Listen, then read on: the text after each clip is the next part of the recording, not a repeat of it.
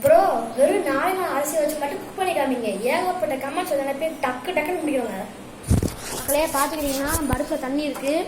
அவங்க தண்ணியை கிண்டி காமிக்கிறேன். பார்த்துக்கோங்க, தண்ணி இருக்குது. நெக்ஸ்ட் வந்து பார்த்தீங்கன்னா நம்ம கையில் வெறும் 4 நாள் அரிசி மட்டும் வச்சுருக்கோம்.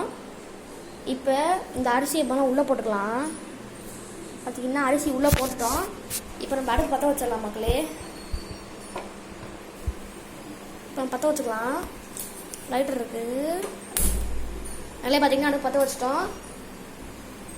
நம்ம அரிசி உள்ளே வந்துட்டு இருக்கு மக்களே. வாங்க கொஞ்சம் கிண்டி விடுவோம். அப்படியே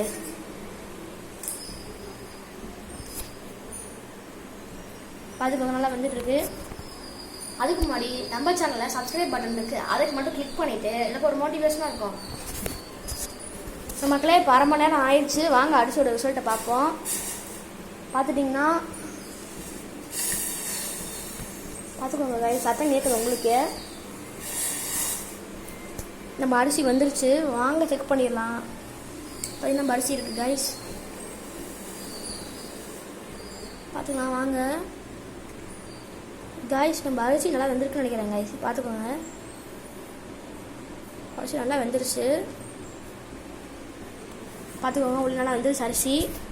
இந்த வீடியோ உங்களுக்கு பிடிச்சிருந்தா லைக் பண்ணுங்கள், ஷேர் பண்ணுங்கள், சப்ஸ்கிரைப் பண்ணுங்கள். தேங்க்ஸ் ஃபார் வாட்சிங். பை.